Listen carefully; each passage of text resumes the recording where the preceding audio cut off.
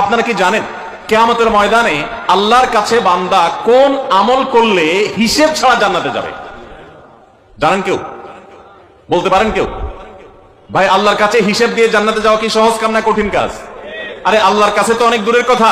আপনি যে প্রতিষ্ঠানে চাকরি করেন তার মালিকের কাছে, উপরস্থ বসের কাছে একেবারে পুঙ্খানুপুঙ্খ করে প্রতিটা পয়সার হিসাব দিয়ে একদম সবকিছুতে পারফেক্টনেস প্রমাণ করা, এটাই তো একটা কঠিন কাজ, দুঃসাধ্য কাজ। সেখানে সারা জীবনের হিসাব আল্লাহর কাছে দিয়ে পাই পাই করে তারপর আপনি জান্নাতে যাবেন, বিষয়টা এত সহজ না।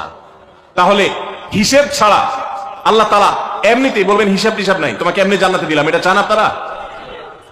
দেখুন কোরআনে কারীম আল্লাহ তাআলা বলছেন ইন্নামা ইউওয়াফাস সাবিরুনা আজরাহুম বিগাইরি হিসাব। আল্লাহ বিনিময় দেওয়ার ক্ষেত্রে, সওয়াব দেওয়ার ক্ষেত্রে দুনিয়াতে যারা সবরকারী হবে, যারা ধৈর্যশীল হবে, যারা সহিষ্ণু হবে, যারা নিজেকে নিয়ন্ত্রণ করতে পারবে, এই সবরকারীদেরকে আল্লাহ তাআলা হিসেব ছাড়া দিবেন, তাদেরকে সওয়াব দিবেন হিসেব ছাড়া।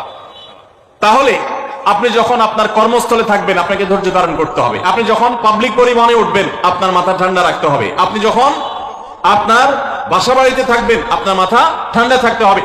মাথা গরম হয়ে যায় যাদের, হট মেজাজ যারা, কথায় কথায় মাথা গরম হয়ে যায়, ধৈর্যহীন হয়ে যায়, যেখানে সেখানে গন্ডগোল বাধায় দেয়, মারামারি বাধায় দেয়, ধৈর্য সহ্য বলতে কিছু নাই, এই লোকগুলো কিন্তু এই সৌভাগ্যবান মানুষদের কাতারে শামিল হতে পারবে না। ঠিক একই ভাবে দাম্পত্য জীবনে সুখী হতে হলে সবর এবং শুকর, এই দুইটা মূল মন্ত্রের কোনো বিকল্প পথ খোলা নেই। সেটা স্বামীর জন্য প্রযোজ্য, স্ত্রীর জন্য প্রযোজ্য। স্বামী হিসাবে আপনি স্ত্রীর অনেক অনিয়মতা দেখতে পাবেন, অনেক কিছু দেখতে পাবেন, আপনার আকাঙ্ক্ষা, আপনার চাহিদা প্রত্যাশার বিপরীত আপনাকে সবর করতে হবে। ভাইরা আমার, আমাদের প্রিয় নবী সাল্লাল্লাহু আলাইহি সাল্লামের দাম্পত্য জীবনে কিন্তু টুনটান সমস্যা হয়েছে। আপনারা মনে করতে পারেন নবী সাল্লাল্লাহু আলাইহি সাল্লামের ঘর, ওনার স্ত্রীগণ সাহাবী, তারা উম্মুল মুমিনিন আমাদের মা, এত মর্যাদাবান মানুষ তারা, তাদের আবার ঝামেলা হয়েছে। ভাই, দাম্পত্য জীবনে টুকটাক সমস্যা তাদেরও হয়েছে। প্রিয় নবী সাল্লাল্লাহু আলাইহি সাল্লাম নিজে একদিন বাসা ছেড়ে মসজিদে নববীতে এসে মন খারাপ করে বসেছিলেন, তিনি বাসায় যাচ্ছেন না, অভিমান করে।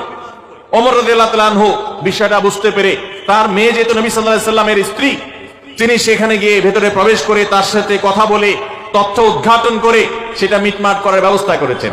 স্বয়ং নবী করিম সাল্লাল্লাহু আলাইহি সাল্লামের জামাতা, ইসলামের চতুর্থ খলিফা আলী রাদিয়াল্লাহু তাআলা আনহু, তার মতে এত মর্যাদাবান মানুষ, তার ঘরে স্ত্রী হিসাবে আছেন কে?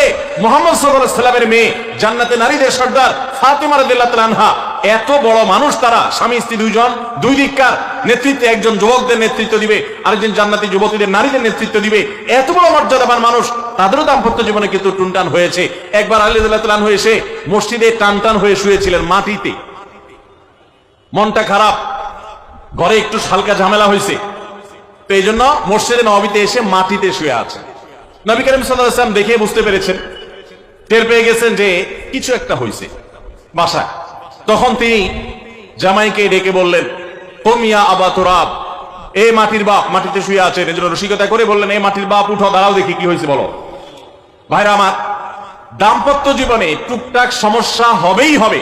যারা বিয়ে করেন নাই আগে থেকে প্রস্তুত থাকেন, বুকে পিঠে ছালার বস্তা সব বেঁধে রেডি থাকেন। বিশেষ করে সময় যেভাবে গড়াচ্ছে তাতে করে সামনে থেকে হেলমেট পরেও যাওয়া লাগতে পারে। শুধু যাওয়া না, বাসায় ঢোকার সময় বাইক থেকে নামার পর হেলমেটটা আগে খুলবেন না, আগে যা বুঝবেন পরিস্থিতি কি, তারপর হেলমেট খুলবেন। বুঝেন নাই? দাম্পত্য জীবনে টুকটাক সমস্যা হবেই, এটা প্রত্যাশিত। মনে রাখবেন, এই জিনিসটা যদি আপনি আগে থেকে মাথায় রাখেন তাহলে আপনার কষ্ট অনেকখানি দূর হয়ে যাবে। আমরা অনেকে আকাশ থেকে নেমে পড়ি, কি বলে, এত বড় সাহস, এই কথা বলতে পারে কেন? ভাই আশ্চর্য হচ্ছেন কেন? এর চেয়ে বেশি কথা বলতে পারে, মাথা বাড়ি মারছে, আরে ভাই ছুরি মারে নাই যে শুকর আদায় করে। বুঝেন নাই কথা? একই কথা বোনদের জন্য প্রযোজ্য। আমার মা বোন যারা শুনছেন তাদেরকেও বলছি, আপনার স্বামীর একটা কথা শুনে আপনি আকাশ থেকে নেমে পড়ছে, আকাশ ভেঙে পড়ছে মাথার উপরে, কি এটা বললো সে, আপনি ডিপ্রেসড হয়ে যাচ্ছেন। আরে বোন, ডিপ্রেসড হচ্ছেন কেন? এটা কেন? আরো শক্ত কথা আপনাকে বলতে পারে, এটা আপনি মাথায় রাখেন, কারণ দিন শেষে তিনি মানুষ, তার ভুল হতে পারে, একটা সময় তিনি তার ভুল বুঝতে পারেন।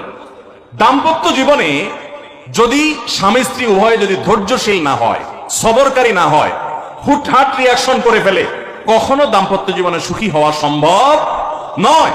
মনে রাখতে হবে, একসাথে থাকতে গেলে, দুইটা পাতিল একসাথে থাকতে গেলে টুনটান লাগে।